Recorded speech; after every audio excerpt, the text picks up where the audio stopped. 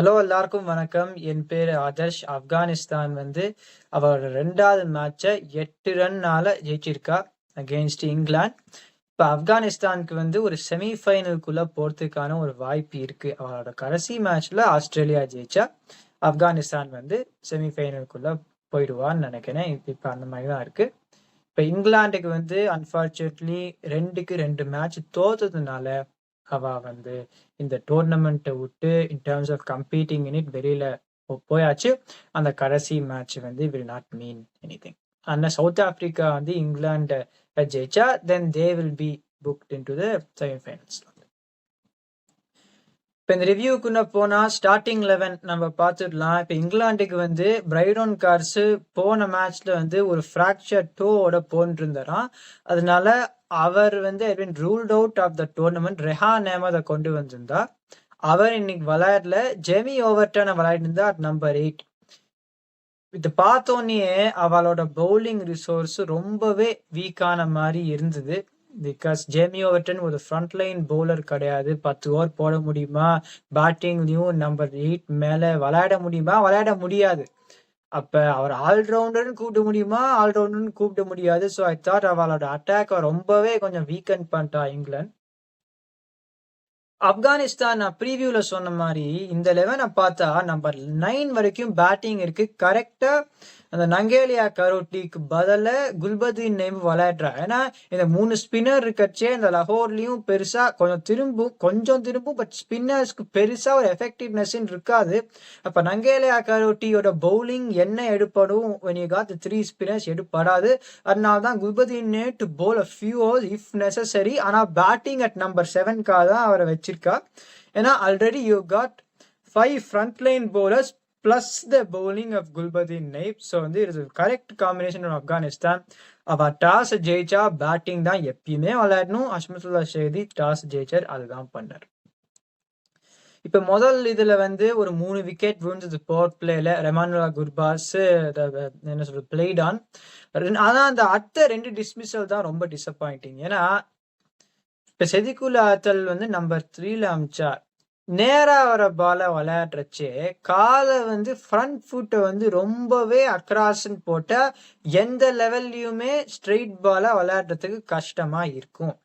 Jofra Archer கொஞ்சம் அவர் போடுறச்சே இன்னைக்கு கொஞ்சம் நன்னாவே அலைஞ்சது ஆரம்பத்துல. லெஃப்ட் ஹேண்டர் கிட்ட போடுறச்சே ஒரு அவே மூவ்மெண்ட் இருந்தது.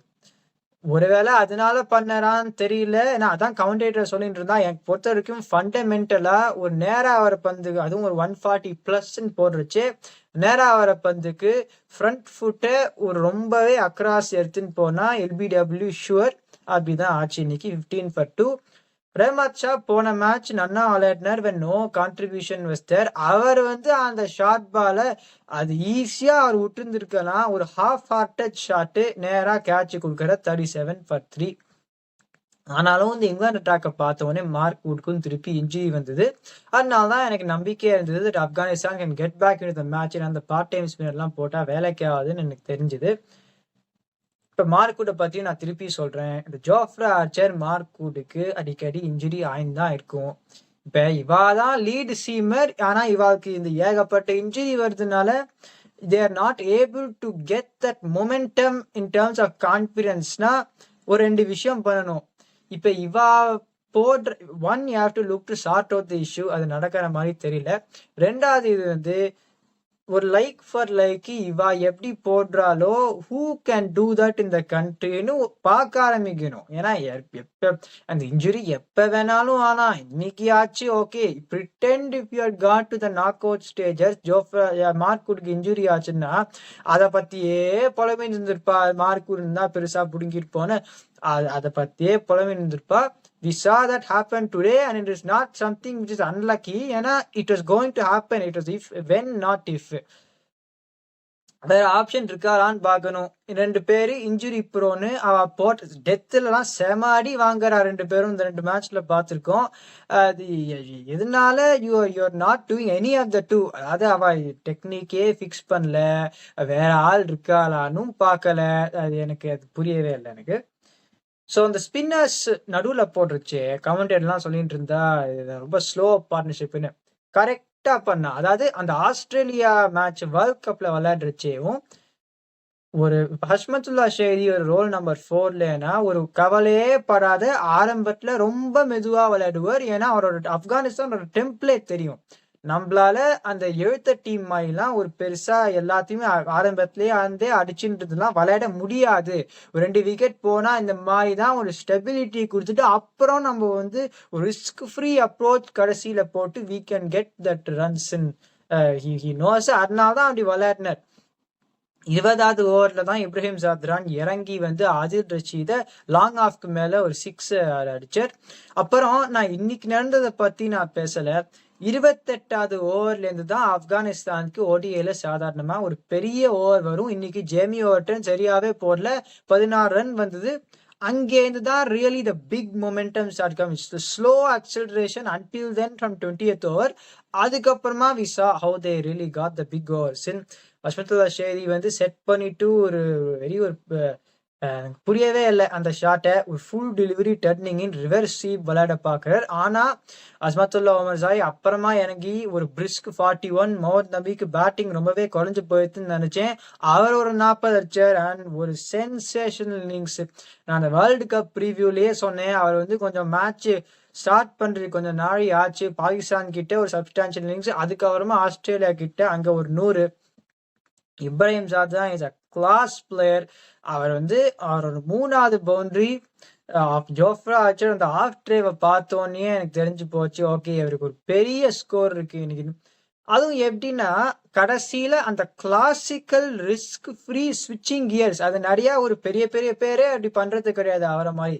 எப்படி அவர் வந்து அந்த ஆஸ்திரேலியா கிட்டயும் அப்படி அடிச்சிடணும். ICC tournament you are scoring this kind of a contribution, fantastic. Unfortunately அவர் அந்த Australia match it not get the victory that it deserved.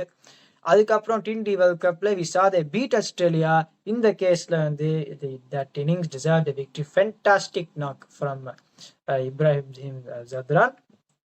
325 on a batting surface after 37-3 shows Afghanistan வந்து அவளோட விண்டோ ஃபார் கம்பீட்டிங். அதாவது முன்னாடி வந்து ஒரு திரும்புற விக்கெட்ல வந்து ஒரு 280 அடிச்சுட்டு ஆல் அவுட் பண்ற டீம் மாதிரி இருந்தா, இப்ப வந்து the fact that they can in the explosive England batting வேணப்ப வந்து they have held their nerve and they won this மேட்ச்னா shows how much the cricket has progressed. I wish them well. இங்கிலாண்டை பார்த்தோம்னா நான் ஜோஃப்ரா ஆர்ச்சர் மார்க்கூட பத்தி நான் அப்பயே சொல்லிட்டேன். இன்னைக்கு வந்து ஜோஃப்ரா ஆர்ச்சர் கடைசி 2 ஓவர்ல 30 ரன், மார்க்கூட் கடைசி 2 ஓவர்ல 26 ரன். அது என்ன பண்ண போறான்னு எனக்கு தெரியல. ஜேமி ஓவர்டன் அந்த 72 ரன்னுக்கு மேலேயே கொடுத்துருக்கணும், தப்பிச்சுட்டார், கேவலமா போட்டார். இன்னைக்கு ஆதில் ரஷீத் அந்த சப்கான்டினென்டல் டீம்ஸ் மில்க் பண்ண ஆரம்பிச்சானா அந்த surface the spinners do not come to play that much. 1 for 16-10 seamlessly. அதனாலதான் அந்த struggled. Joe Root, Liam Livingstone வச்செல்லாம் ஏமாற்ற முடியாது இந்த டீம் கிட்ட. லியாம் லிவிங்ஸ்டன் எடுத்து 2 விக்கெட்டே கடைசி ஓவர்ல தான். So fantastic batting performance Afghanistan. England கிட்ட இருந்து ஒரு ப்ரெடிக்டபிள் தான். இப்ப பேட்டிங்னு பாக்குறேன் இங்கிலாந்துக்கு. இப்ப this is not a batting failure. 2 மேட்ச்லயுமே it's not a batting failure, it's a bowling failure. Australia கிட்ட 4 விக்கெட் போயிடும் போது ஷுவரா இங்கிலாந்து ஜெயிச்சிருவான்னு இருந்தது. அங்கேருந்து கோட்டை விட்டா வித் 3 overs to spare வேற.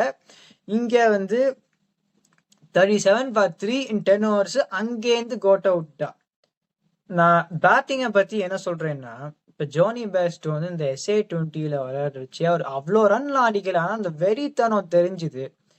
இப்ப 2 பிளேயர் சொல்றேன். ஜேமி ஸ்மித்தை புதுசா கொண்டு வந்திருக்கா, very good talent. Phil Salt நான் சொன்னேன் ஒரு நல்ல நாள்லயே 40 ரன் மேல தாண்ட மாட்டேங்குது. நாட் அவுட் ஆஃப் ஃபார்ம், ஆனா பெரிய ஸ்கோர் வர மாட்டேங்குது.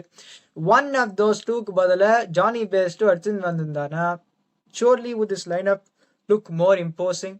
அது எனக்கு புரியல. Already it is not a batting failure with those two in the team it self.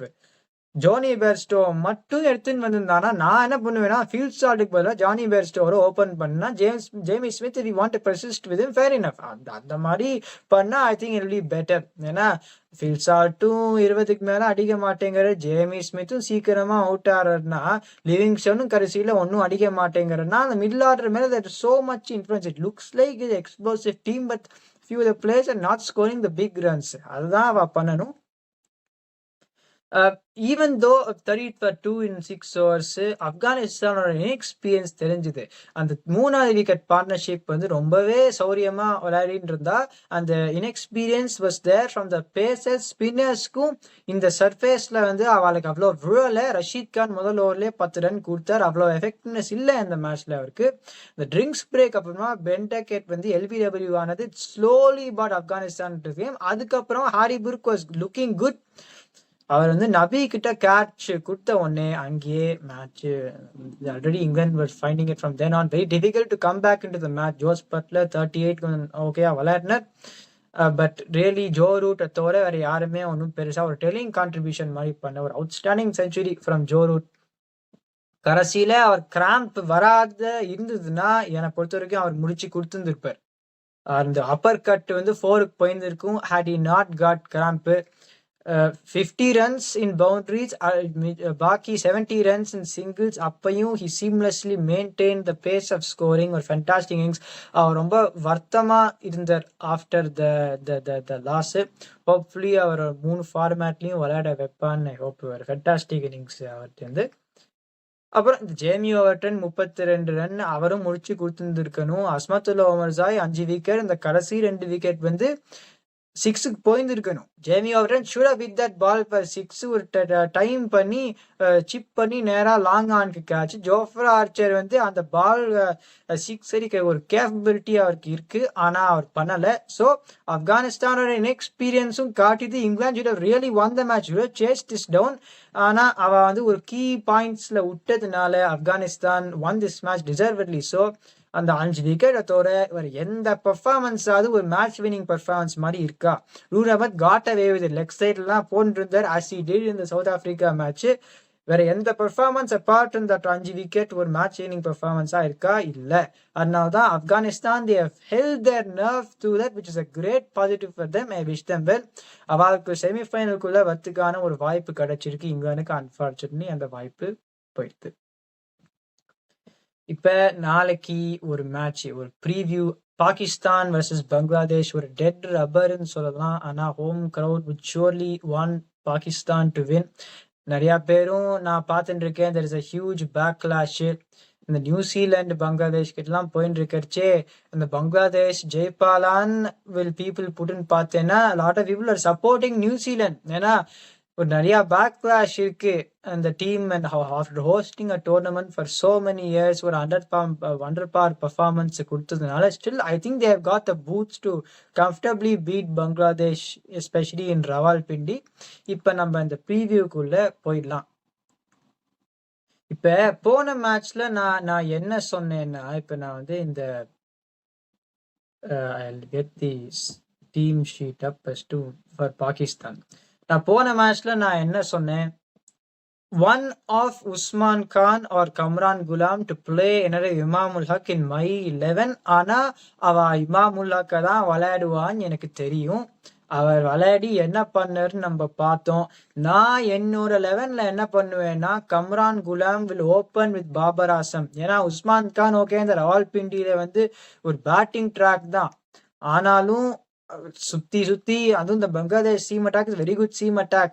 கண்டபடி சுத்தி ஆரம்பத்துல அவுட் ஆனாலும் ஒரு பிரயோஜனமும் படாது. Kamran Ghulam has got the ability to அந்த அதே ரன்னை ரிஸ்க் ஃப்ரீயா அடிக்க முடியும். Better for this team.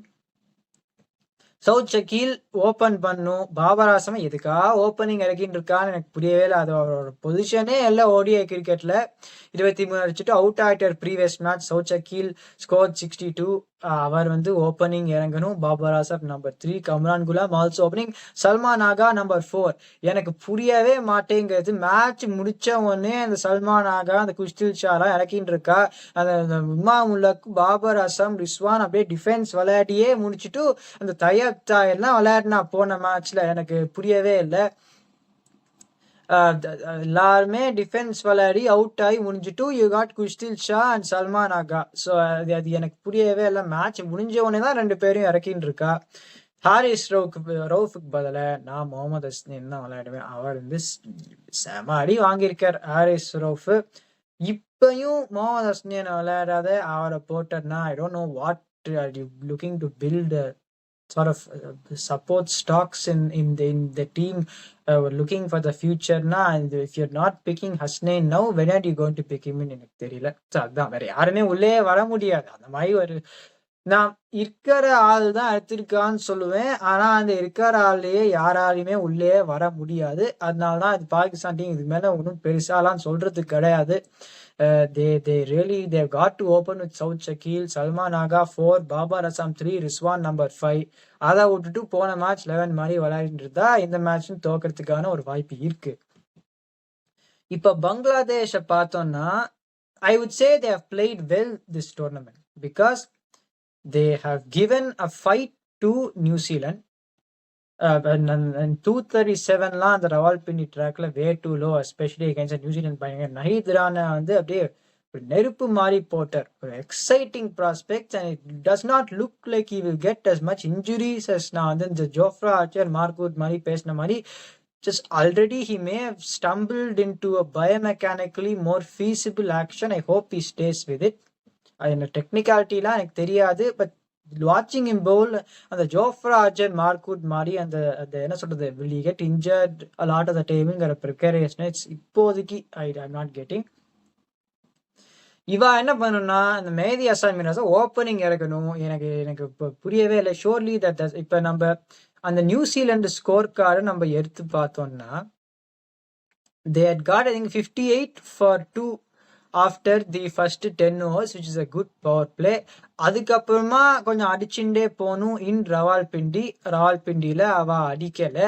அதனாலதான் Najmul Hossain Shanto innings 77 looks like a very good innings. ஆனா அந்த ரவால்பிண்டி ட்ராக்ல வந்து அந்த 77 ஆஃப் 110 பிரயோஜனம் படாது.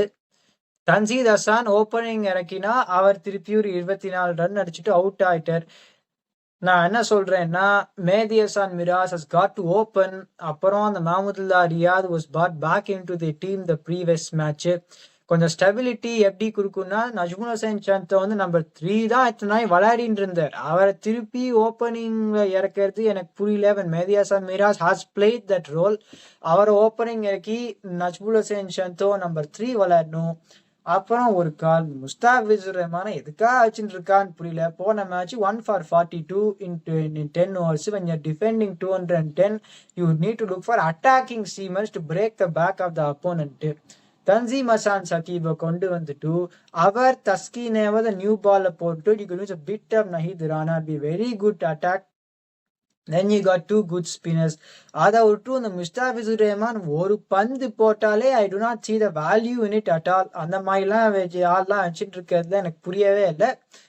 And that's what I think about Bangladesh. இந்த டோர்னமெண்ட்டுக்கு அப்புறமா கொஞ்சம் அந்த எக்ஸ்பீரியன்ஸ் பிளேயர்ஸ்லாம் கொஞ்சம் மூவ் ஆன் பண்ணி யங்ஸ்டர்ஸ் எடுத்துன்னு வந்தா they got a chance. 2027 World Cupல ஒரு சில experience player will be 2 years older, you going to take them. Water இப்பயே ஒன்றும் பண்ணல, 2027 World Cupல ஏதாவது பண்ண போறான்னு எதிர்பார்த்துட்டு இருந்தா ஒன்று வேலைக்கே ஆகுது எனக்கு பொறுத்த வரைக்கும். இப்ப எட்ஜின்னு பார்த்தா the top 4 கொஞ்சம் ஒரு பிரிஸ்க் பவர் பிளே மாதிரி வரதுக்கு, but also not losing wickets. இப்ப நம்ம ரெண்டு டீமையும் எடுத்து பார்த்தா, for Pakistan you have got என்னோட 11 படி Saud Shakil and the Kamran Gulam to open the batting, Babar Azam 3 and Salman Ali Agha at 4. இப்போ பங்களாதேஷுக்கு வந்து தன்சீத் ஹசான், மெஹதி ஹசான் மிராஸ், நஜ்முல் ஹுசைன் சந்தோ அண்ட் முஷ்ஃபிகுர் ரஹீம். சாலிடிட்டின்னு பொறுத்த வரைக்கும் I'd still say பாகிஸ்தானோட lineup is more solid than the Bangladesh இது. அதனால இப்போ கொஞ்சம் 2 விக்கெட் விழுந்ததுன்னா is it a guarantee that the Bangladesh team is going to get to that 60 for 1 in the power play as much as Pakistan. இந்த தன்சீத் ஹசன் கொஞ்சம் அடிக்க பார்த்திருக்கார். அதை தவிர பாகிஸ்தான்ல யாராவது கொஞ்சம் அடிக்க பார்த்திருக்காளான்னு எனக்கு பொறுத்த வரைக்கும் not really that many. Kamran Ghulam வந்தா கொஞ்சம் பிரிஸ்கா விளையாடுவார். ஸோ எட்ஜின் ஒன்றும் பெருசால சொலிடிட்டி ஃபார் பாகிஸ்தான். ஆனால் ரன் ரேட் வந்து 2 பேர் இதுலையுமே எட்ஜ் இல்லை. சல்மான் ஆகா வேணா நம்பர் 4ல வந்தா he can do so slight edge far Pakistan, not really much. Middle ஓவர்ஸ்லயும் திருப்பி எடுத்துன்னு போறது Mohammad Rizwan number 5, Khushdil Shah 6, 5 must of 6, Khushdil Shah number 7. பங்களாதேஷ்ல பார்த்தோம்னா number 5 is going to be Mahmudullah Riyad, 6 Tawheed Ridoy, number 7 Jaker Ali. If Mahmudullah versus Mohammad Rizwana, who can switch gears will definitely be Mahmudullah. அப்புறம் Jaker Ali and Tawheed Ridoy explosive, Kustil Shah, Fahim Ashraf explosive, Kustil Shah has been playing okay, Fahim Ashraf முதல் match விளையாடலாம், அதனால தான் give that edge slightly to Bangladesh. அப்புறம் the fast bowlers to strike up front, Shaheen Afridi கொஞ்சம் அடி வாங்குற, Naseem Shah has been bowling well, Haris Rauf Mohammad Hasnain தான் நான் சொன்னேன் விளையாடணும்னு, he is also a decent bowler. இப்போ பங்களாதேஷுக்கு Tanzim Hasan Sakib, Taskin Ahmed and Nahid Rana. I feel இப்போ Naseem Shah, Torek, and you putting that much money, yes, Shaheen Afridi is a quality bowler, so I can say 2 players. Taskin Ahmed is bowling okay. Nahid Rana is bowling very well. Tanzim Hassan Saqib bowling on and off. And the Moona's seamer uncertainty, you could say Bangladesh as a combination. Ana, the class of Naseem Shah and Shaheen Afridi, you can still give the edge there. Therila yaar enna panna pora and the naal ladan theriyum, because both I would say they have got decent in patches as a combination, but not really something that's consistently been threatening. இப்போ ஸ்பின்னர்ஸ்ன்னு பார்த்தோம்னா அதோ ஸ்பேஸுக்கும் ஸ்பின்னுக்கும் பெருசாக edge இருக்காது இந்த வென்யூவில். Rishad Hossain and Mehidy Hasan Miraz far better spin combination than only one spinner Pakistan has got. Salman ஆகாக்கு பவுலிங்கே கொடுக்கறது கிடையாது. ஸோ யாருக்கு எட்ஜ் இருக்குன்னு எனக்கு தெரியல, but still I will back Pakistan on any day, especially this kind of surface, to beat Bangladesh. Let us see how they go. இந்த video enjoy பண்ணீங்கன்னா லைக் பண்ணுங்க, சப்ஸ்கிரைப் பண்ணுங்க, இந்த வீடியோ இருக்கிற ஃப்ரெண்ட் கிட்டலாம் அனுப்புங்க. My opinion, what's yours?